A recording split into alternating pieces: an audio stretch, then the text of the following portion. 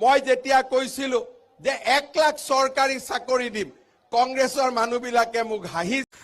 নমস্কাৰ বন্ধুসকল, welcome to my YouTube channel Assamese government job. এই মুহূৰ্তত আপোনালোকৰ এটা গুৰুত্বপূৰ্ণ খবৰ আহিছে। পুনৰ আপোনালোকৰ মুখ্যমন্ত্ৰী মহোদয়ে 2 লাখ চাকৰি সম্পৰ্কে এটা ডাঙৰ গুৰুত্বপূৰ্ণ ঘোষণা কৰি দিলে। এতিয়া আপোনালোকে নিশ্চয় গম পায় যে এডিআৰই আহিলে 26,000 চাকৰি, তাৰপৰা আহিলে এডিআৰই 2.0 আপোনালোকৰ 12,000 চাকৰি। এতিয়া আকৌ নতুনকৈ আপোনালোকৰ গ্ৰেড 3 এডিআৰই 3.0 আহিবলৈ আহি আছে। আপোনালোকৰ নিৰ্বাচনৰ পিছতে পুনৰ আপোনালোকৰ 2 লাখ চাকৰি মুকলি কৰি দিব এডিআৰই 3.0। তাত আপোনালোকৰ থাকিব গ্ৰেড 3 গ্ৰেড 4, লগতে থাকিব আছাম পুলিচৰ ভেকেঞ্চি, ফৰেষ্টৰ থাকিব। এনেদৰে আপোনালোকৰ বহু ক্ষেত্ৰত ভেকেঞ্চিসমূহ থাকিব। এই ভেকেঞ্চিসমূহ আপোনালোকৰ নিৰ্বাচনী পাছতে নিৰ্বাচনৰ যেতিয়া হৈ যাব তাৰ পাছতে ওলাব বুলি কৈছে। এতিয়া কি হ'ব বা আপোনালোকৰ কেনেকৈ ভেকেঞ্চিসমূহ উলিওৱা হ'ব, একেলগতে 2 লাখ ভেকেঞ্চি উলিয়াব নহয়, তাক ভাগ ভাগকৈ উলিয়াব। সকলোখিনি কথা মুখ্যমন্ত্ৰী মহোদয়ে ঘোষণা কৰিছে। মুখ্যমন্ত্ৰী মহোদয়ে কি ঘোষণা কৰিছে মই আপোনালোকক দেখাই দিম। যদি আপোনালোকে ভিডিঅ'টো ভাল পায়, ভিডিঅ'টো লাইক কৰিব, লগতে চেনেলটো ছাবস্ক্ৰাইব কৰি দিব এনেকুৱা ধৰণৰ ভিডিঅ'সমূহ প্ৰতিদিনে পাই থাকিব।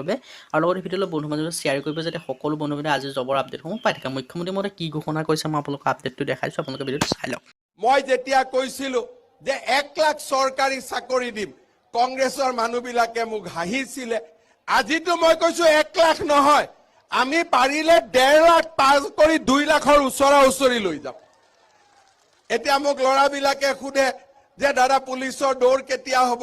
আমি কওঁ জুলাইত দৌৰা হ'ব।